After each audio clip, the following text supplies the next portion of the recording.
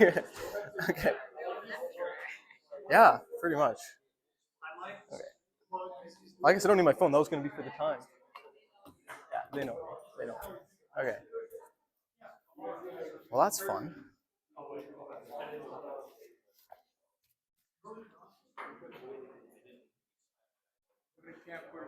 Camcorder style today. Okay, we can work that. All right. Can I have everybody's attention, please? Attention. Attention. Lecture's starting. Hopefully, you all know me by this point. Ethan Dhami, fourth year nuclear engineering student. Probably my third and final lecture for you all. And it's going to be a culmination of sort of what we can apply our error propagation analysis and statistical analysis to radiation detection circuitry. So what is actually going on inside of your detector? This is The Art of the Electronics, which is a very good book for circuits in general. And a lot of content for this has been inspired from this lecture. To start the pre-lecture question, we're going to talk about something very mathematical. And in the theme of circuits, it is going to be with some complex numbers. Now, don't be scared. You don't actually need to know this for your exam, but if you want to understand Euler's formula, we're going to do that now. It's a pretty dense lecture today, so I am going to move fairly quick. But do let me know if anything doesn't click, because it is going to be a very theory-based lecture this time around. So the first thing we want to do when proving this is remember how complex numbers work. I'm not sure how much you guys have gotten for complex numbers. Did you ever touch them? I see mixed responses. So we're going to look at some fundamental operations here. Number one is that we do express complex numbers in Cartesian and polar form. This notation just means we have a radius that's here. You can find that with Pythagorean theorem. And it has an angle like that. It's just trig. So that's one way to express it. And when we multiply two complex numbers in this form, very simple formula. The absolute lengths multiply and their phases add. With Cartesian components, it's pretty simple. It's just collect like terms. Now you can break down polar form to Cartesian form with trig. So of course, the imaginary is the sine of your angle, and the real is the cosine of your angle. And we'll use this later when we talk about our final result. Last thing that we should get out of the way is the definition of Euler's number. This comes from economics when you're looking at continuously compounding interest. If you guys haven't seen this, this is where the definition of Euler's number comes from. If you invert it, you can get the definition of the natural logarithm. So using these, let's see what happens. So if we start putting in the imaginary argument into our definition of Euler's number, what we can actually see here is that we get a bunch of complex numbers multiplied together all at the same time.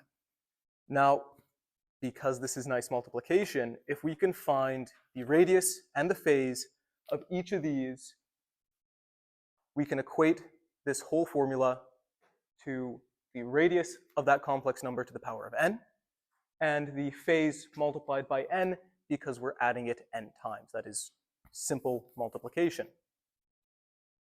We can find r and raise it to the power n easily through Pythagorean theorem. So you see there, square root of a squared plus b squared, in this case 1 squared, which is our real component, theta squared over n squared, which is our imaginary component. We can then raise it to power n and change our notation here so that it is to the power of n over 2, the over 2 for root. Now this part, you can get away with just saying, yes, the theta squared over n squared is going to disappear. It's not very big. But if you really, really want to prove it, you can expand this using Pascal's triangle. it gets messy pretty quick, so I got lazy, and I didn't really want to write this second one here, this alpha constant, because just looking at this expansion, I can tell 1 to the power of anything is 1. N over n squared, where n goes to infinity, is 0. And it only gets worse with n over n to the power of 4. So really what we get is r to the n is 1. Nice and easy. This is very good. And we can find our phase angle through applying the limit to arctan, or you can say tan phi is about equal to phi. That's the small angle approximation. But if we reverse this, we'll see that phi is theta over n in the limit. Now, remember, we want n phi. So this means our angle is simply going to be theta. And with this, we can use our polar to Cartesian conversion, where we use the r times the cosine theta and r times I sine theta to conclude that Euler's to the I theta is equivalent to a radius of 1 angled with theta, which is cos theta plus I sine theta. Very mathematical, but this is used a ton in a bunch of different applications. This is also where your famous beautiful Euler's equation comes from, which is e to the I pi plus 1 equals 0. You have 1, you have 0, which are fun numbers in themselves for mathematicians to talk about, but you also have Euler's number, I, and pi. So mathematicians love this formula. This is where it comes from. Now what can you use this for? Electronics. You have anything that is doing oscillations, differential equations, and that's just a few of the applications. So blitzing through that, because we do have a very big lecture today. We're going to do a review of basic circuits. We're going to talk about semiconductors. I don't think you guys have talked about those at all, so we're going to spend some time there. We're going to talk about diodes and transistors, op amps, and the 555 timer, circuit examples that use these integrated circuits, and we're going to talk about how semiconductors interact with radiation and how they can be damaged. We're then going to have a question break. Then we're going to talk about all the detectors. We're going to talk about dead time of detectors, RC filters, because using those filters, we're going to talk about the actual radiation detection circuits, which are your preamps, your amps, bit on channel analyzers, and then we're going to do a little case study to show how your circuitry directly affects your measurement, and it can affect it in a very big way, using some work we did with the University of Ottawa. All right, so we're going to try and get through this quickly. Resistors, at least in an ideal world, have this symbol and have a real impedance equal to their resistance value. Capacitors provide some imaginary impedance. It's also known as reactance. What this does is it changes the phase of a signal. An ideal capacitor doesn't do too much in terms of real resistance, but real capacitors do have resistance. Real resistors do have some level of capacitance. But in an ideal world, this is what we've got. Of course, inductors exist too, and they also provide imaginary impedance. Through this, we can use Ohm's law and just change it to be complex, because now we have some complex circuit components. So a sinusoidal voltage, so oscillating voltage, is going to be related to the current with some constant of proportionality that is also going to be complex. That's AC circuits. I think you guys have taken this course in second year. So let's move on to semiconductors, because this is where the bulk of the content that I want to talk about actually is. What does anyone know about semiconductors actually? And I did put a lot of text on these slides just so you guys could look at this without me later on. Does anyone know anything about semiconductors that they're confident in? Yvonne?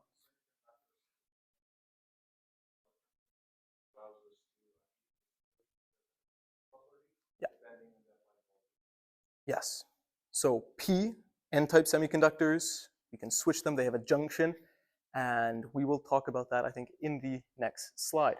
So this is very much true. Semiconductors are sometimes conductive, sometimes not conductive, depending on the operating characteristics we put them in. Now, semiconductor materials are the metalloids, so boron, silicon, germanium, arsenic, antimony, tellurium, and although debated, depending on who you ask, polonium. Silicon is the most commonly used. It's readily available. I think it is the most dominant element in the Earth's crust. So how do they actually work? Well, silicon likes to form a diamond-style matrix, so 4 connections like carbon. Looks something like this, very nice. Beautiful matrix. There are no excess charge carriers here. On its own, silicon doesn't really conduct. But if you add impurities, like aluminum, which is a similar size to silicon, it has 1 less valence electron. So relatively speaking, in that matrix, you're going to have a relatively positive zone. That's called a hole. Inversely, you add 1 extra valence electron, similar sized element phosphorus, you get, it's kind of hard to see, but an extra electron. So we call, in this context, electrons and holes. And again, aluminum and phosphorus are often chosen just for relative atomic size, so you're not really messing up that matrix too much. That's structures and properties of materials, which I think you've all taken. So what does this do? Actually, let's go back here. Because now we have positive free charges and negative, well, not free charges, but charges carriers, when these silicon matrices are doped, this is what we call doping, they can then become conductive because the movement of charge is current. So if we stick a p-type semiconductor, which is positively doped, with an n-type semiconductor negatively doped, we get into the realm of diodes and transistors. And what we get is a p-n junction. So you put a p-type, and we'll use orange for p-type and blue for n-type from here on out. You put them together, and through some thermal effects, some charge will migrate, and you'll get a depletion region. So this is an area that is not necessarily conductive in its current state. However, cut it down the middle, this is still n-type semiconductor. This is still p-type semiconductor. It's just depleted. So we have a conductive region here, a conductive region here, and a non-conductive region, which is relatively electrically neutral. So what can we do from here? Well, the whole point of what we're doing is to try and get some electrical behavior out of this. So what happens when we start messing with it electronically? We can alter the size of that depletion region because we still have charge carriers. If we apply a positive voltage from P to N, so as you can see here, voltage plus minus, what ends up happening is all those extra positive charges are then pushed away from the positive side.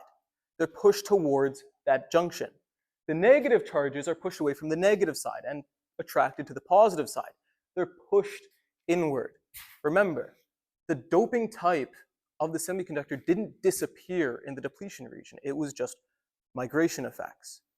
So by pushing all this charge together, we reactivate that region, and at that interface right here, holes and electrons recombine. And when they recombine, what happens? A new hole is formed out here, a new electron is formed out here. No charge is being destroyed, it's just moving. With moving charge, what do we get? Current. It's conductive. Now what happens if we do the opposite? Well, if we apply negative voltage here and a positive voltage here, all the positive charge carriers are going to be attracted to this side, you're going to push them out to one side. All the negative charge carriers are going to be pushed to the other side. And what happens is you get a larger depletion region. Now, does the depletion region mean zero current flows?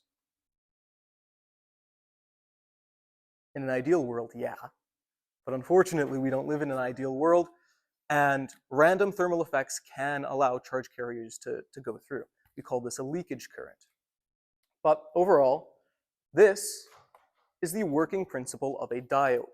It functions as a one-way valve for electronics. Here's a plot of how diodes actually work. Note the scale change, and this is taken from the recommended reading.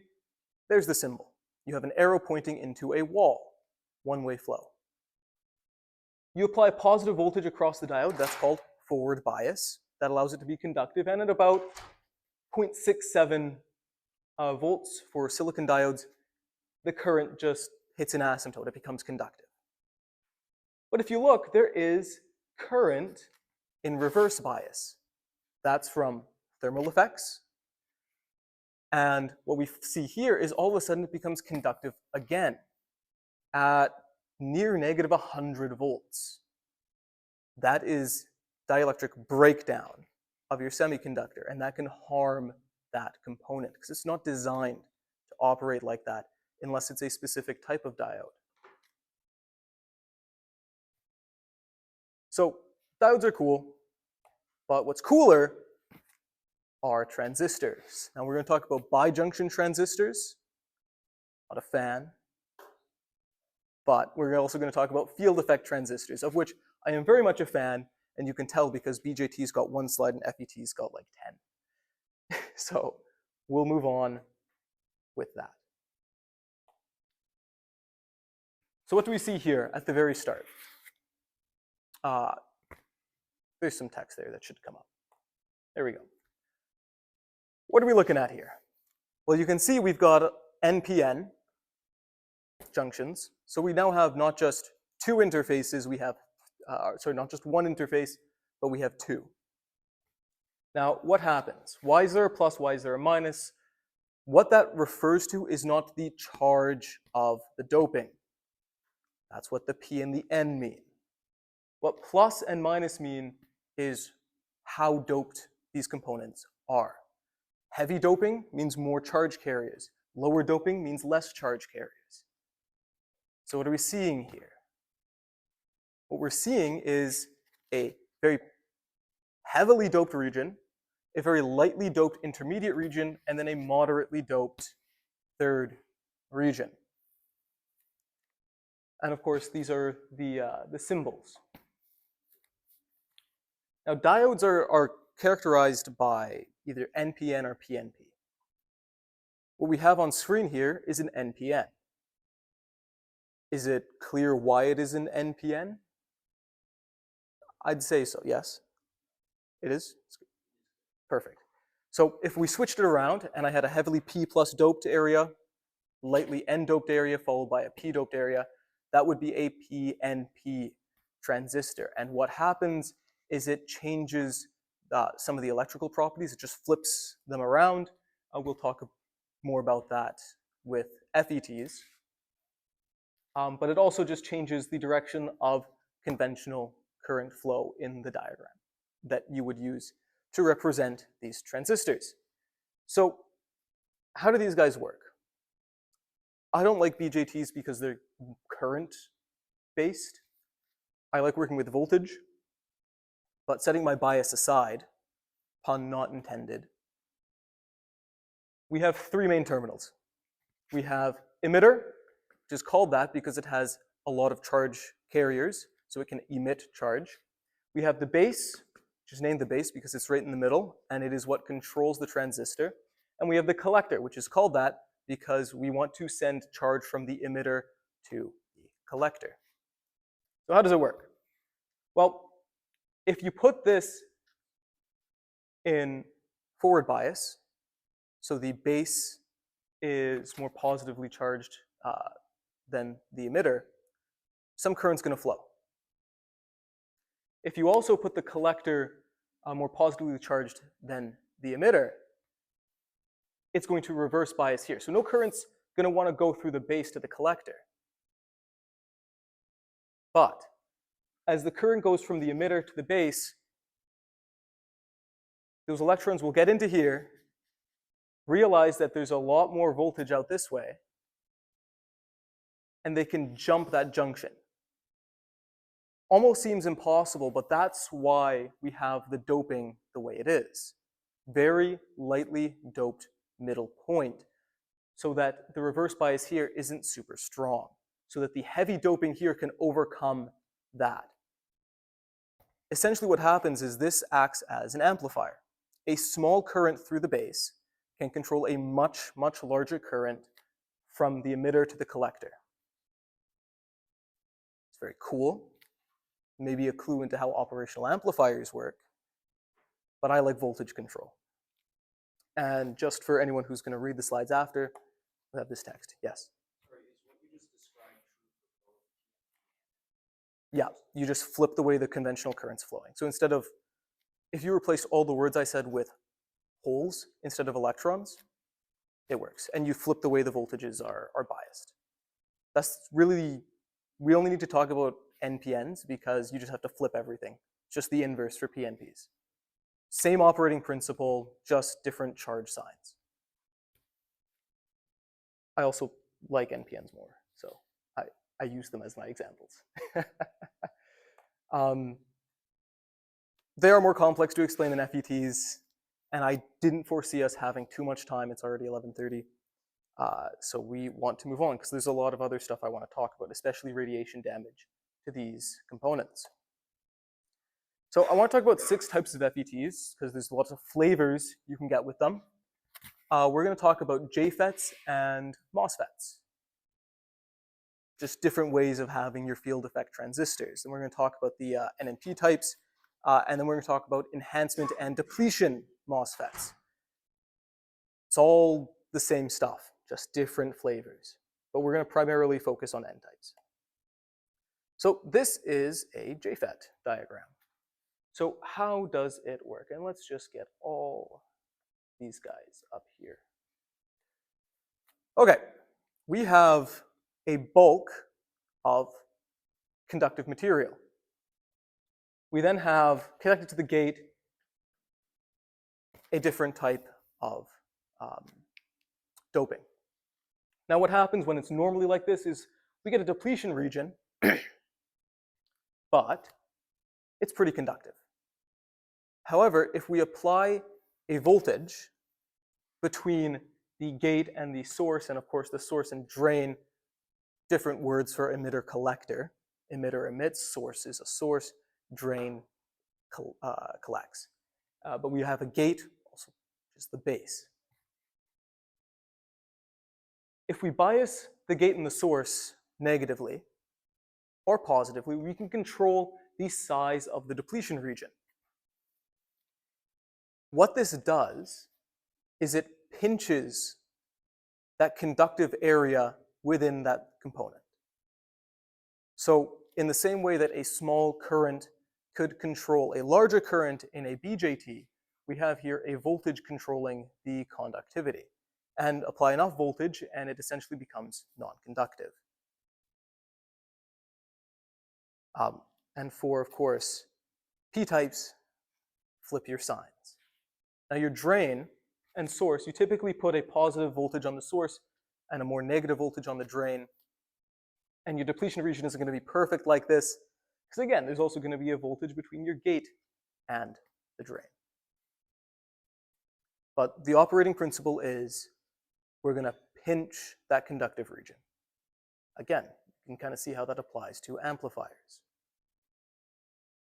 The star of the show for transistors is the MOSFET, which stands for metal oxide semiconductor field effect transistor. It's a mouthful, so we call them MOSFETs.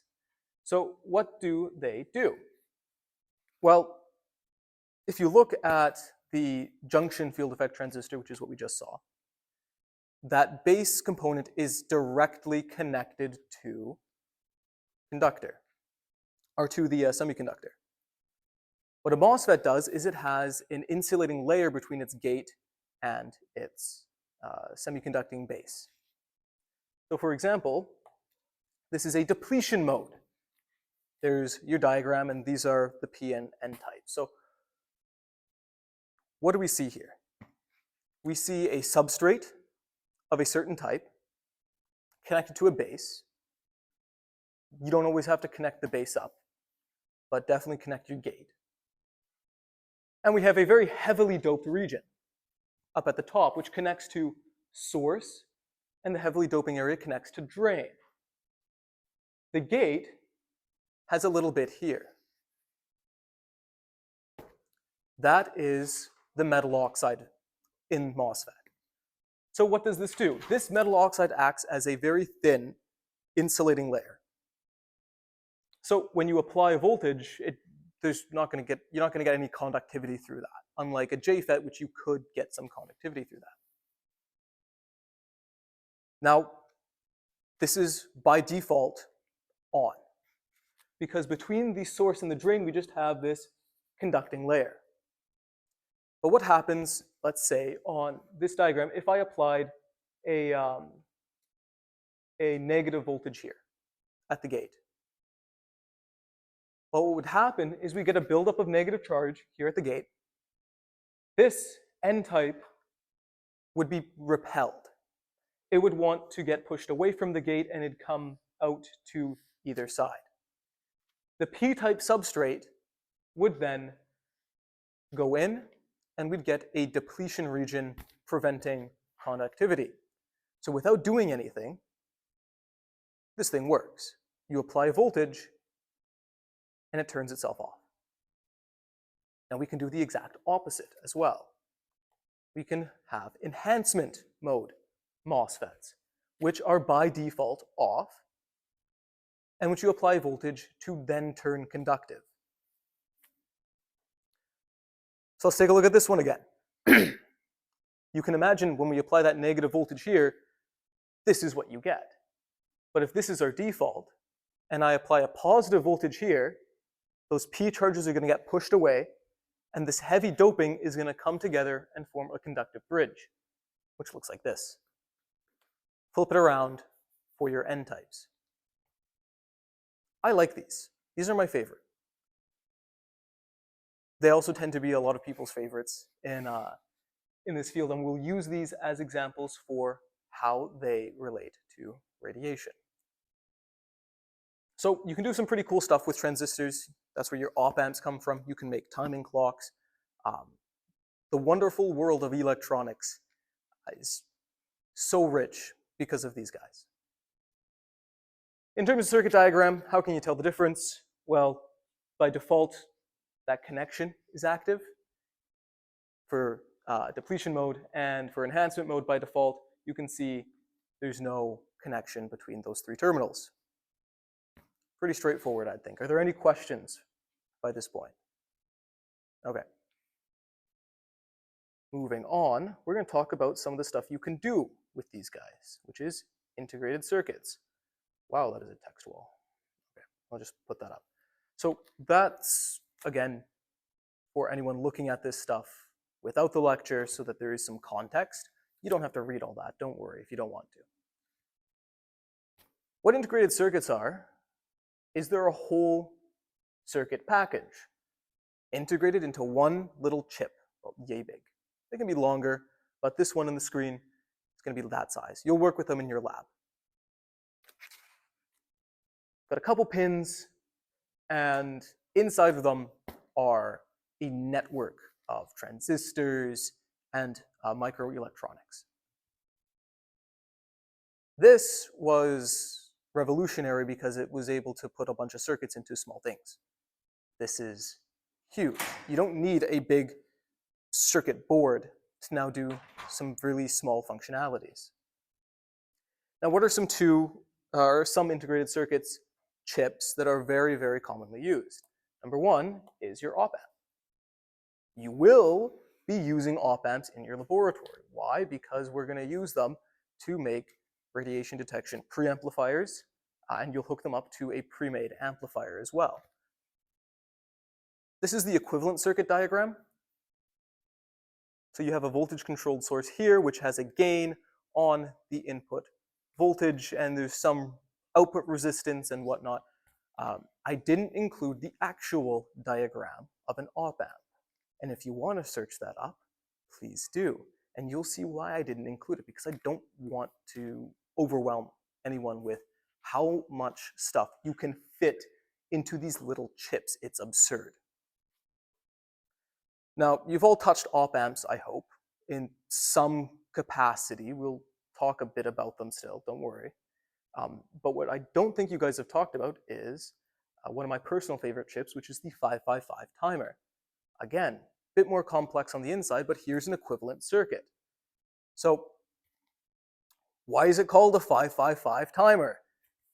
You have an input voltage here and a ground, and it uses two reference voltages besides its input, which is 2/3 of the input and 1/3 of the input. And it does this with a 5 kilo ohm, 5 kilo ohm, 5 kilo ohm voltage divider, 555. You can get some 556 chips. Just talks about how the voltage is divided internally. We'll talk about how this works on another slide. I think we're going to talk about op-amps next. So you can do some pretty cool stuff with these, and we'll talk about some example circuits. But first things first, we're going to talk a bit about op-amps. Operational amplifiers amplify stuff. Question is, how do we do that?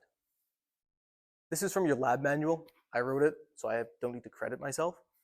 But this here and that there are two ways to apply a simple gain to an operational amplifier.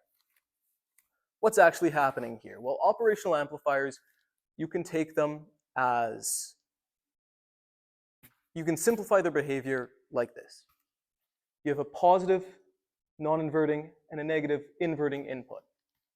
The input impedance between them is very large, so they don't draw current through that node. Their output impedance is very low. And so they can act as drivers for a circuit. They can also act as isolators because of this. Very high input impedance. They don't draw in current from here, and they just output from here. That's isolation. So they're also going to do everything in their power to make sure no current flows through their positive and negative terminals. How does that happen? So the voltage is roughly the same. So they're going to do everything they can to make that voltage and that voltage equal. So if we go and look at what's happening here, we have an output, and we're putting it through a voltage divider circuit. We know the op-amp's going to do, it's going to make this across here equal to that voltage. So this voltage is equal to that voltage, and well, that means this voltage is going to have to be a little bit higher. And if you go through that voltage divider formulation that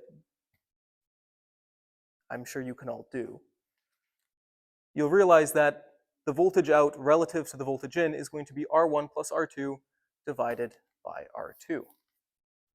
R2 on the bottom, because that is going to be the equivalent to V in. Now what about the inverting op-amp? What if you want to flip the sign of your signal? Well, you can attach your positive to ground. That's going to be 0. And whatever voltage gets outputted through here is going to be a current, which is going to be V out over R2. And you're going to have V in over R1 as your input current. You do the math there, that will be your gain. So, really simple. You can start looking at taking a voltage signal and changing its properties. The other thing that you can do with this large input resistance, which you will be doing in your lab, is using it as a circuit isolator, like I said. Because op-amps typically want a positive supply voltage and a negative supply voltage, so you can do a range of positive and inverting gains, how do you get a nice plus minus split with a ground in the middle? You can cheat and just point at the diagram that I put up here, but a lot of people's first instincts will be voltage division, which works until you add a load to your circuit. And then all of a sudden, your voltage division isn't perfect anymore. But using the isolating properties of the op-amp, it can then drive a load while isolating that voltage divider. So you'll make this circuit, you'll see how it works in your lab. But you have R1, R1, so perfect 50-50 split. We have plus Vs minus Vs. And if we say this is 0, well, we put 0 into the op-amp and we just put the output back into the input. Remember, it's going to want to make it the same. We call this a voltage follower because, well, it'll just output what it's getting. And what is it getting? It's getting ground. So what this has done is you've made a ground node that is isolated. So you're not going to get any loading effects on your voltage divider. Now, I can speak from experience here. If you don't do this, you're not going to have a fun time. And if you just hook this up to some batteries, it's going to be a little noisy. Thankfully for you guys, your lab has very nice, expensive power supply equipment, so you don't have to worry about noise. The next thing that we're going to spend some time on here is talking about what the 555 timer actually does. And it's a little bit. So bear with me. It's theory. You want to use this for certain circuits, and I'll show you some circuit examples that are pretty cool. Please bear with me. We have 8 pins. Number 1 is the ground connection. So you can see here, this is our reference node. That's all good. Number 2 is a trigger input. So we're going to set the output to go high if V2 is less than 1/3 of V8. Why? We have V8, which is our supply voltage. At this node, we have 2/3 of V8. At this node, we have 1/3 of V8. What comes down into 2 is to a comparator. So if V2 is less than V8, the op-amp is going to send a high voltage. There's no feedback, so it's going to do everything in its power to rectify the voltage. And that means outputting as much as it can. So that's going to flip the T flip-flop, not the T flip-flop, but just the flip-flop that we have here. And that's going to flip our output. Now, the flip-flop itself is made with a network of transistors, but again, that would just be a mess to show. Okay, so output goes high if V2 goes below 1/3 of V8. 3 is the output, and you lose about 1.5 volts from your supply voltage to the output. That's just to get the circuit working. 4, the pin 4 here, is a reset pin. Basically, this is a master override switch. If you want to override the op-amp, just depower that pin, or the timer, depower that pin. If you want it to just work normally, think of it as the power node to the flip-flop. If it's on, you have nothing to worry about. And if you want to shut it off manually, regardless of its output state, depower the reset pin. 5 is a control voltage. That's just to help reduce noise, if you want to. And we'll see that you don't really need to do anything with a lot of modern pins and circuits that you're going to make. 6 is called threshold, and this also changes your output. We have one comparator here, we have another comparator here. This other comparator is referenced to 2/3 of V8. 6, if it exceeds 2/3 of V8, the output will go low. It'll flip that flip-flop. 7 is fun, because the pin 7 is connected to ground when the output is up. So why? 7 is just like a free floating thing while the output's high. It's just there. Doesn't really do anything. It's just another node. But the moment the output, or yeah, can I figure out my output low? Yeah. So when we flip this transistor, so here we have Q naught, so that just means when the output's low, that one goes high. When the output's low, this transistor gets activated. What happens when the transistor is conductive? Well, it connects pin 7 to ground. So now you have something that can oscillate between being a free floating node and being connected to ground. Now this is a lot, but one of the circuits you can make with this is called the astable 555 timer. And this is what it looks like. Now what the hell is it actually doing? We have a supply voltage, pin 8 and pin 4. That is your supply and your reset. What is this saying? This is saying that your op amp or your 555 timer will be on. It has a supply voltage Vs and it does not have anything resetting it. We then have pin 7 minding its own business, and pin 2 and 6, which are the pins that control the output, are connected together. Pin 1 is connected to ground, pin 5 has an optional noise-reducing capacitor, and pin 3 outputs this lovely, lovely square wave. What happens? This is DC circuits. We're going to have an RC charge. This is eventually going to be Vs. It's going to charge up in the RC fashion, but the moment pin 6 and 2 get charged up to 2/3 of Vs, pin 7 is going to suddenly connect to the ground. Now, Vs, ground, there's going to be some current that goes through there, that's fine. But we've got a bunch of charge stored on this capacitor that now wants to go to ground. So what is it going to do? It's going to charge up to 2/3 Vs, and then it's going to RC discharge. And what happens when it hits 1/3 of Vs?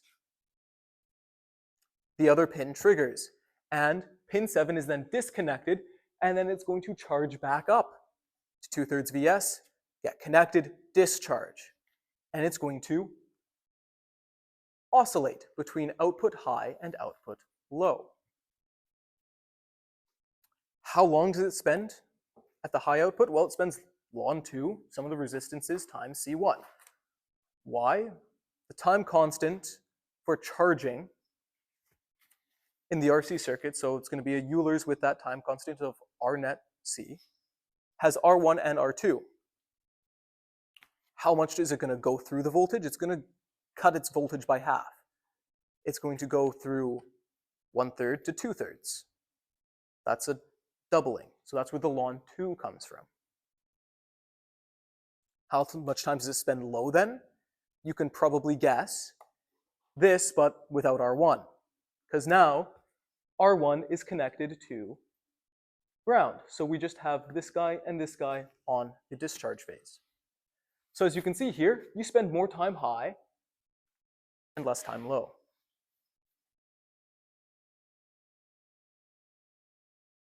The frequency of switching is of course going to be the time high and the time low and 1 over that. And that is 1 over ln 2 R1 plus 2 R2, because you have that second R2 in the time low, times C1. Does anybody see an issue with this that lets it be universally applicable?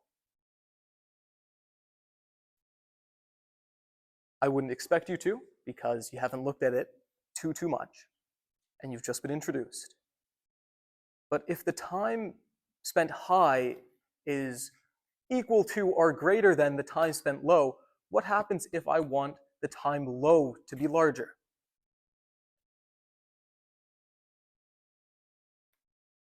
Can I just not do it?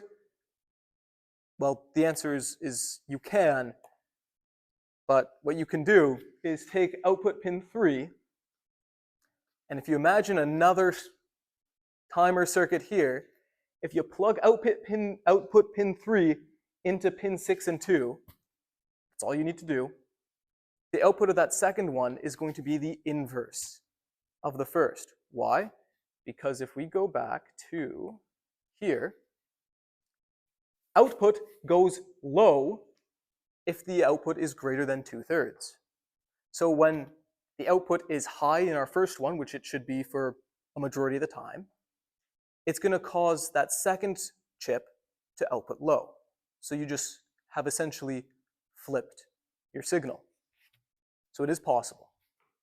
Now for you guys, I don't think you're going to touch these in your lab, but I included them because you can do something pretty silly with this, which is flipping a transistor on and off, which on its own doesn't sound exciting. However, you can make a very funny circuit called a boost converter. Now you all know how to put something through a transformer in AC circuits, and you get a nice, you get a gain. You can up your voltage, down your voltage, but how do you do that in DC? Well, if you run some current through an inductor and you slam it shut really quick, what's the voltage across an inductor? If you remember, it is the inductance times, or negative the inductance times the rate of change of current with respect to time. So if you have a large DI and a very small DT and a decent L, well, you can spike a voltage really high momentarily. And maybe that's not the greatest thing because it's hard to control that. You can't stabilize it. But what if you put a diode here? So that high voltage goes through a diode and doesn't go backwards. And what if you put a capacitor there so that high voltage gets stored? Well, now you have a DC to DC voltage converter. And this isn't just theory, because I built one of these, and I got 512 volts out of two 9-volt batteries. Very possible. I think that was like 20 bucks in circuit components too. So this is something silly you can do with transistors, with diodes, and with your integrated circuits. And now this, maybe don't use it as a party trick, but it's definitely interesting. And of course, be safe with high voltage, yada yada.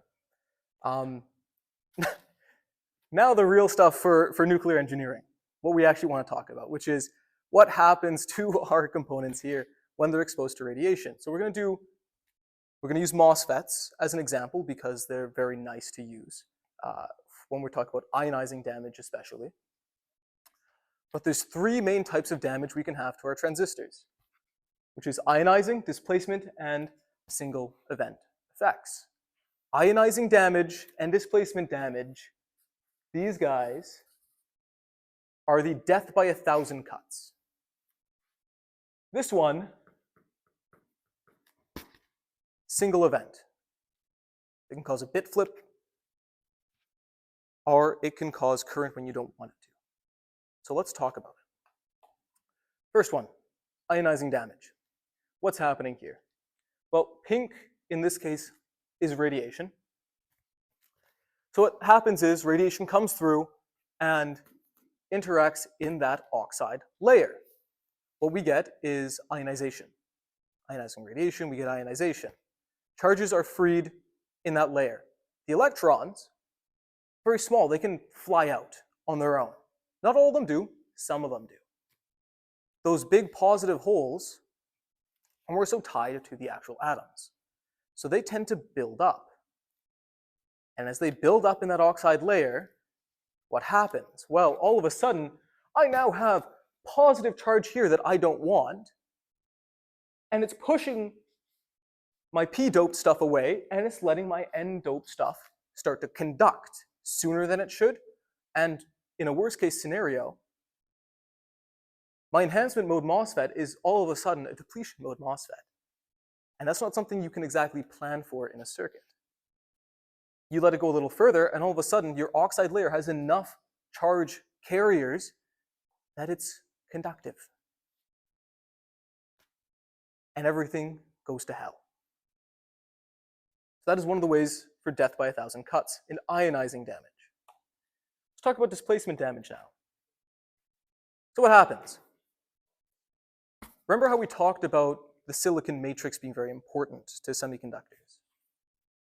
Well, what displacement damage can do is it can hit something so hard, it can hit one of those atoms so hard, it gets knocked out of the matrix and becomes an interstitial. Now, from structures and properties, we know interstitials can deform the matrix, and we also know that interstitials can migrate. It leaves behind a hole. Holes can also migrate, and they don't necessarily recombine. So over time, your matrix goes from this nice, beautiful, perfect crystal to this blob, and it stops functioning as intended. Also, death by 1,000 cuts. Single events are a bit easier here, in the sense that they won't kill your transistor necessarily, but they might affect your circuit in a way that you did not intend.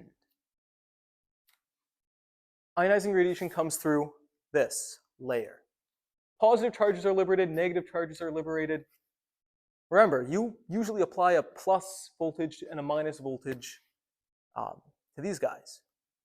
So, depending on that voltage, the charges are going to migrate. The plus charges obviously might have a harder time. Those are tied to atoms, but those free electrons might migrate. Again, you might get positive charge buildup, but you also get what happens when electrons are moving. What does that mean? Current. This is meant to be off, and now you have a current. How can that damage your circuit? Well, let's take a look at two real examples. One real example, which is a voting machine. Electronic vote counting machine. Cosmic ray hits it in the right spot, and all of a sudden somebody has 4,096 votes that came out of the ether. Now that's a real problem. From this, some of you might know the silly Mario speedrunning thing where the guy gets teleported all the way up, makes speedrunning history because of a bit flip. But now what happens if you have, say, a navigation satellite and its bit flips? And now it's decided that it wants to go into the sun. These things can be disastrous because now it's not just you controlling the logic, but it's also the universe messing with you. So what can we do about it? Oh, I need to speed up. Besides replacing our components continuously, we can do shielding of our components. We can do redundancy, voting system, not in the way that I was talking about, and we can improve our chip designs. So besides what Rob does in our basement with our chips for the neutron measurements, which is just take the busted one out and put a new one in and just keep sacrificing chips to the neutron gods, we can shield our stuff. It's easy, it's bulky and crude, but it works. And I am looking at the CSA Lunar Gateway here because I did talk to the CSA director. He said, well, you know, Lunar Gateway, which is going to be a space station around the moon, we're outside of Earth's magnetic field, there's more radiation, what can we do about it? And he did one of these and just said, more shielding. So I'm going to throw some shade that way. Other things you can do. Oh, yeah, do you have a question? Yes, well, what do you mean by We'll talk about that in a second, when I get there. Second thing we can do is redundancy, which is more complex, but more elegant. So what does this mean? A voting system can be, we have 3 transistors making decisions, 3 sets of memory. Memory 1 and 2 agree, but memory 3 suffered a bit flip. Well, memory 1 and 2, they agree. They vote out memory 3, system resets, that bit flip is now gone, and that whole system now has some resilience to those random bit flips. You kind of have to flip 2 in the exact same way. What happens if all 3 have different readings? Well, then you know something has gone catastrophically wrong in that 2 bit flips may have happened. So reset the system.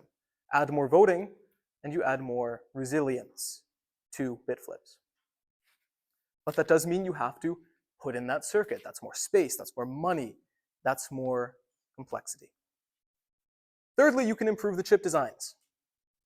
What does this mean? Well, one of the examples, and I didn't have time to draw the diagram here, but remember single event effects when the radiation comes in, bam, and it frees up all those charges. Well, if you put in inherent resistance to radiation, say a conducting layer in the middle that doesn't connect to the circuit, that just connects to ground, so it's a sink, you can eliminate some of that current. So, it's hard, but it's arguably the best course of action, because it does provide inherent resistance. And now, we're happy. And I need to move on. Oh my goodness gracious. So, what have we learned? We've learned this stuff. I did spend a lot of time on semiconductors. We're now going to spend some time on other stuff that I need to get through now. So if you have any questions, try and save them for after, because I need to speed run. Gas field detectors. We're going to talk about all the detectors. Geiger-Müllers, proportional counters, ionization chambers. So what happens? We have gas. Radiation comes in, hits this. We now have a positive gas molecule, negative electron. It's free.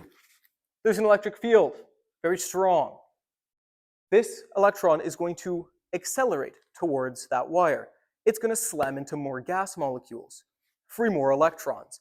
That causes what we call an avalanche, a Townsend avalanche. That results in a pulse.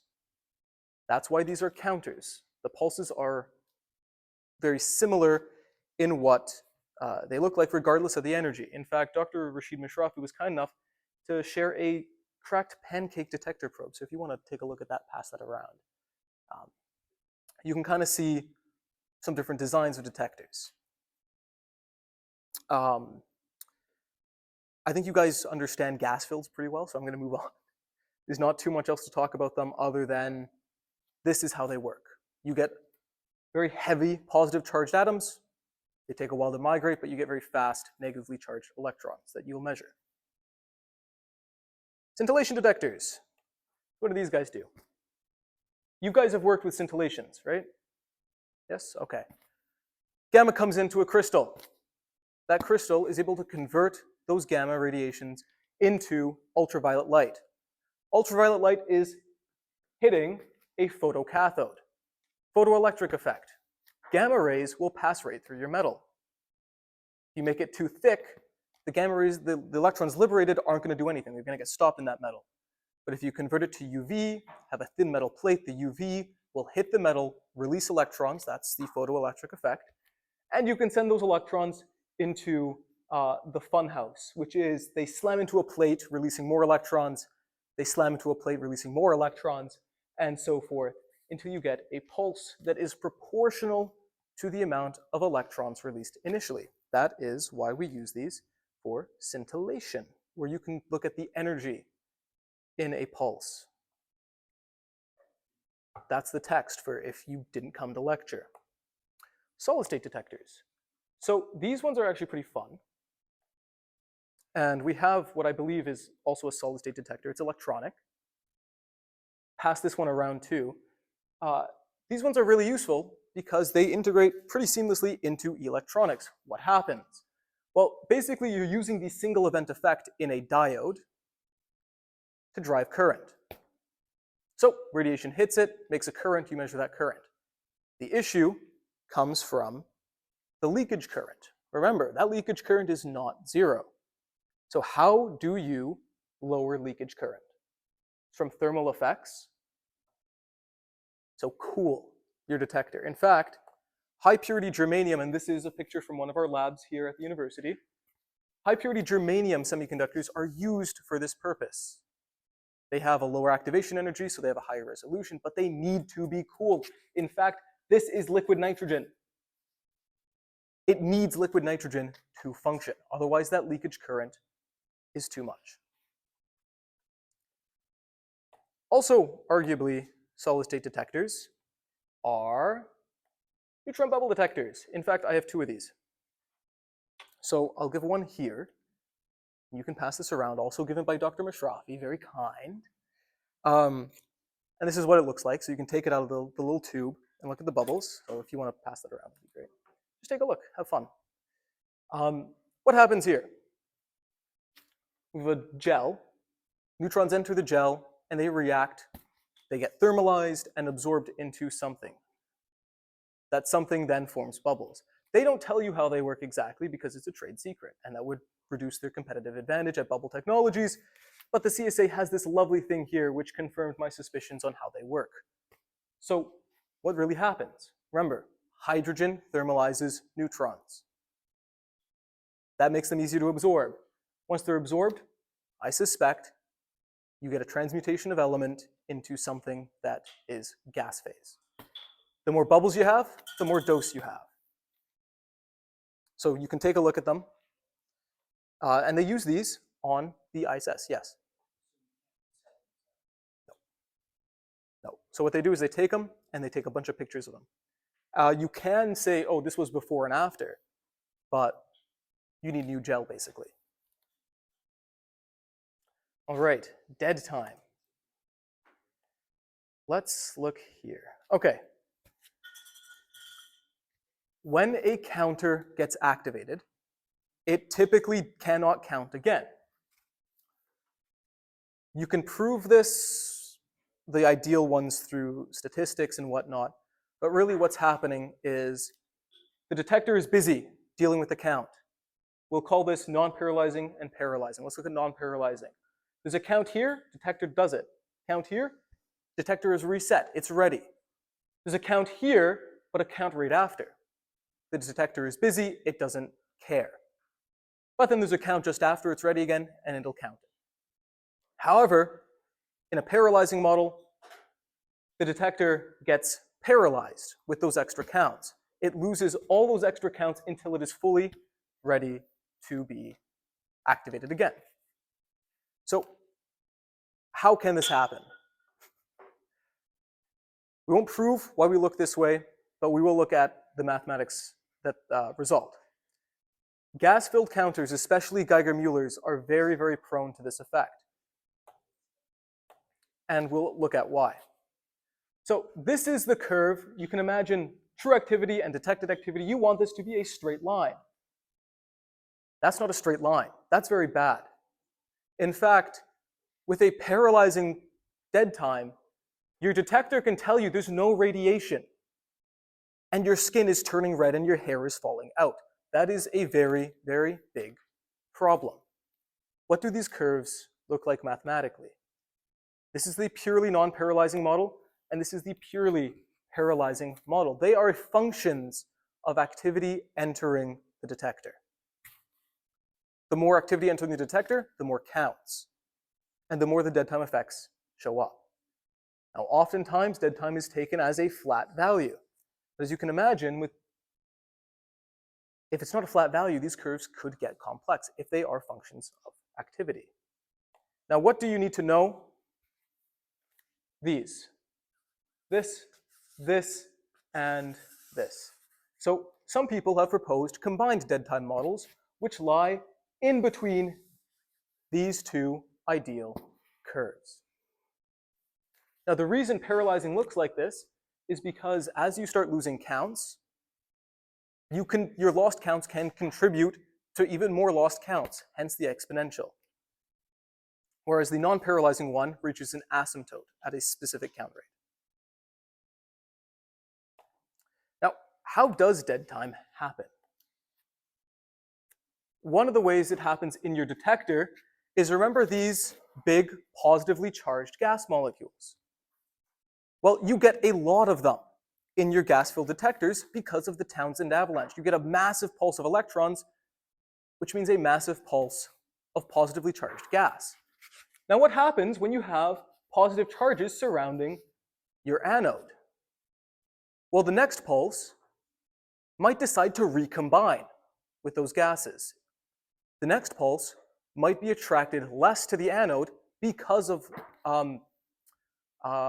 different positive charges, or it might be attracted more.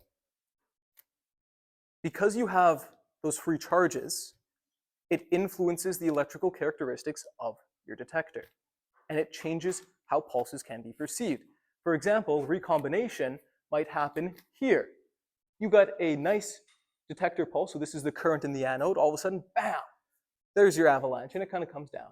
And then bam, there's another avalanche, and then it comes down a bit, a little blip there, because the avalanche couldn't fully develop because of those residual positive gas molecules. To combat this, you usually use something called a quench gas, which is a sacrificial gas molecule that will get rid of those positive charges before those heavy atoms have to migrate all the way to the cathode. Dead time can result from signal processing circuitry as well, which we will talk about. I have 15 minutes, oh dear. But too many counts, as you can see from this little peak there, you can prevent a Geiger-Müller tube from resetting. You can double your activity and lose counts. And that is not good at all. So, how do we process our signals, and how can they contribute to dead time? Very quickly, RC filters. Two components: sinusoidal voltage, Z1, Z2, and an output voltage there. We have voltage division. Z2 over this is the output voltage. Well, if we say Z1 is, and we'll define cutoff frequency as this, assuming we use a resistor and capacitor. You can do the math, very simple. If Z1 is a resistor and Z2 is a capacitor, this is the output voltage. As you can see, as frequency increases, your denominator increases, so your voltage decreases. So low frequencies get past this kind of filter. You flip it around and you'll get the opposite. If Z1's a capacitor and Z2's a resistor, you get a high pass filter. Frequency increases. This term decreases, which means it increases. Higher frequencies get past. What do the curves kind of look like? Well, they look like this. This isn't a perfect line. This kind of comes down and then it comes down rapidly. That isn't a perfect line. That kind of comes down, comes up, and goes on. But you can make different kinds of filters for different signal frequencies with this. Now, how does this tie into our amplifiers and preamplifiers? Again, we don't have too much time because we spent a lot of time on semiconductors and integrated circuits, but this is the whole signal processing phase of your count. So we'll discuss parasitic capacitance and charge-sensitive preamps, just little designs. But the big idea is we get a charge pulse from our detector, electrons, right? From our PMTs, we get a cascade of electrons. From our Geiger counters, we get a cascade of electrons. From solid-state detectors, we get a current. Put it onto this, and it'll do an RC charge with a rise time equal to the current pulse duration. Once that's over, it's going to do a nice RC discharge. So that has turned a small current pulse into a longer voltage pulse. So the reason we have a preamplifier, and this is probably going to be a multiple choice exam question, is because we want to get that signal and we don't want it to degrade. The longer we have that current pulse travel, the more it degrades. We send it to a preamp, the preamp will get that signal, amplify it a bit, and send it wherever we want it to go. So the preamp is usually close to the detector. But because we have components that we don't want to get irradiated, we're going to keep our expensive, relatively, amplifiers away from the detector. Also, so we don't have to wave around a bunch of circuits in a probe. So that preamp is going to send the signal. How is it going to do that? Well, two ways of doing it. This is a charge-sensitive preamplifier. You can choose to make this or the one I'm going to show here in your lab. Charge comes in from the detector. It goes to the bias capacitor. What then happens is the bias capacitor gets some charge from here and some charge comes out to here. Charge on CF, what does that cause? That causes a voltage across the capacitor. And through this amplifier and feedback, we get an output voltage. How does the parasitic capacitance one work? The reason this is charge sensitive is because it's charge sensitive to the charge on the capacitor. This one, you get charge in, simple RC discharge. Why is CF dotted like that? Because it utilizes parasitic capacitances in something like a photomultiplier tube, where you don't need to add extra capacitors. And so it utilizes a big feedback resistor to get a good RC discharge off of that pulse. The time constant for decay is RFCF for both, and the output is proportional to the charge on the capacitance. Pretty simple. We do have to move on, but this is here for your reference. How do amplifiers work? They're more complicated, which is why we don't want them with the detector. We don't want them to get irradiated as much. They're not as simple as a preamp. Now, some flavors of these are the CRRC for filters, pole zero cancellation, which is that, and then add another CR. Why do we use an amplifier? Well, we use the preamp to drive the pulse to the amplifier, and we use the amplifier to actually shape the pulse into something we can use, rather than just a RC discharge spike set.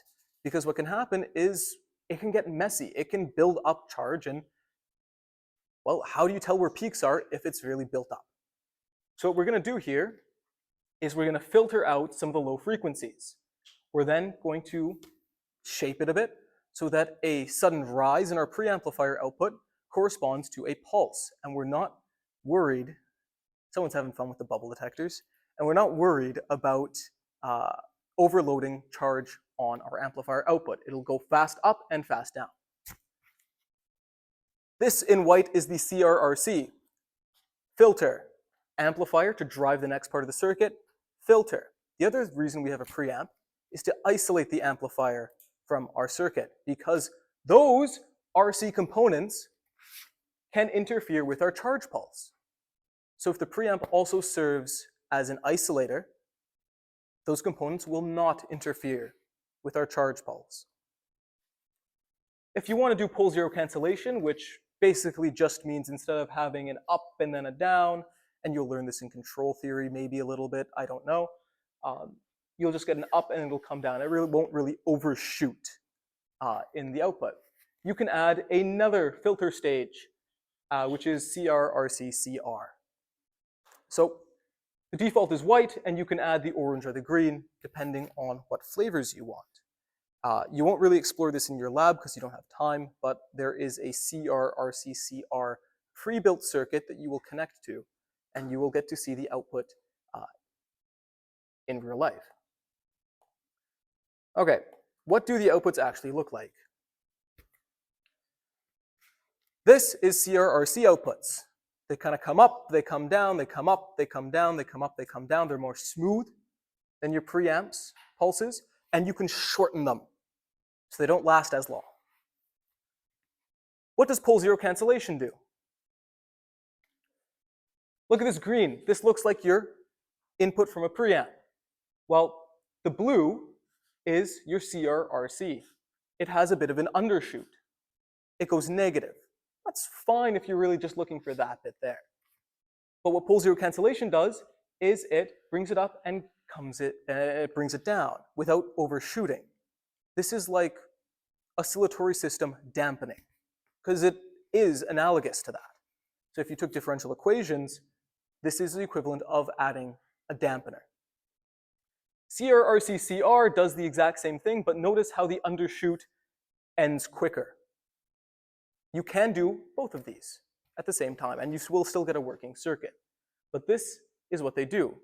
You have a filter, followed by another filter, followed by another filter with amplifiers in between to isolate those circuits and to apply gains as you need them. All right, and then we're going to do channel analyzers.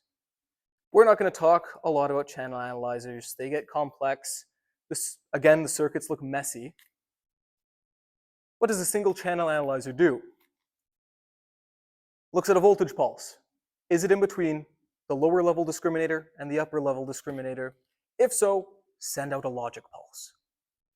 Now, the 555 timer is good for these logic pulses because it outputs square waves. So that's why I figured I'd include it. You can just remove the ULD if you really want to. But if you want to stack a bunch of these together, you can then change the discriminations so that you can go, oh, well, depending on the energy, I'll get a pulse out of a different channel analyzer. And you can then organize those pulses into bins. As you can imagine, getting anything over 10, 20, 30 is terrible, and it looks like a mess. So single channel analyzers, they can be analog circuits. There's no issue there. Small MCAs don't really have a big issue. But once you're starting to get to 1024 bins, like the ones you get in digital circuits, that's why you want to go to digital circuits. Because they let you put a lot more bins, that's a lot more resolution you can get on your energy to maximize your detector output. Now we have 5 minutes to go over the case study that I want to talk about, which is a question.